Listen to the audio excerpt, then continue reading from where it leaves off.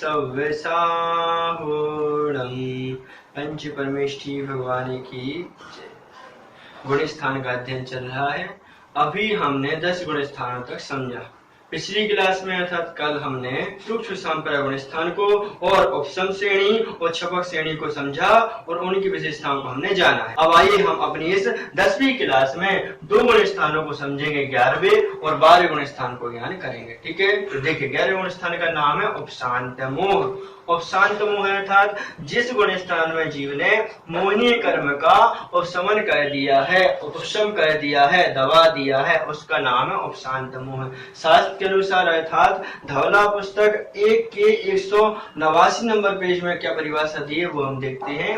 समस्त मोहनीय कर्म के उपशम से उत्पन्न होने वाले गुण स्थान को उपशांत मोह गुण स्थान कहते हैं। अर्थात जो पूरा मोहनीय कर्म है उस पूरे मोहनीय कर्म का वह जीव उपशमन करके जिस अवस्था को प्राप्त करता है उसका नाम है उपशांत मोह।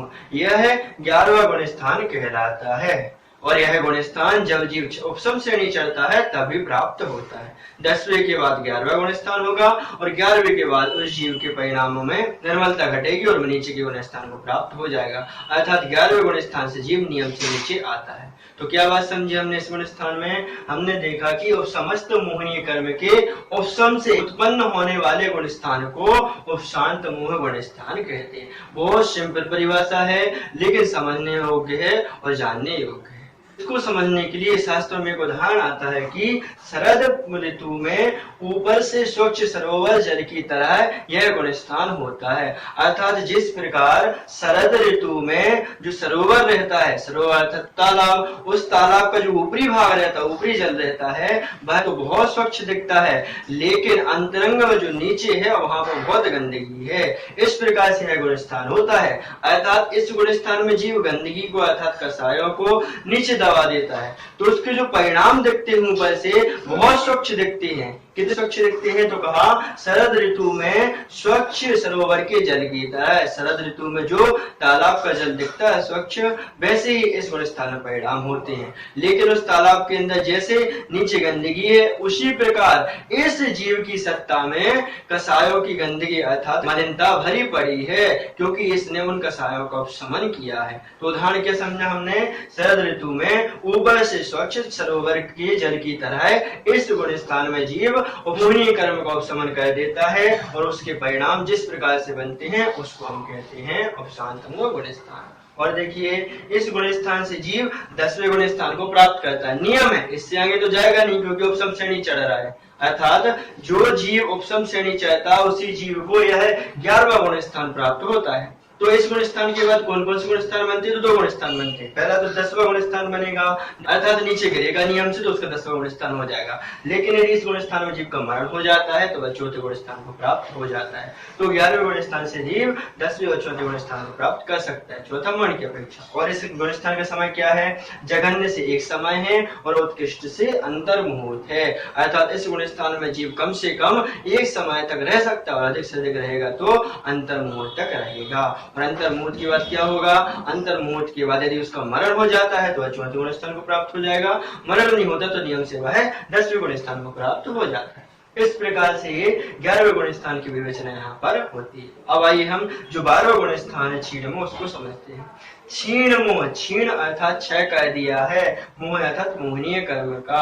अर्थात जिस जीव ने मोहनीय कर्म का क्षय कर दिया है उस जीव को जो गुण स्थान प्राप्त होता है उसका नाम है क्षीण मोह गुण स्थान। यह 12वां गुण स्थान है। इस गुण स्थान में जीव समस्त मोहनीय कर्म का क्षय करके आता है। ठीक है, तो परिभाषा देखते हैं।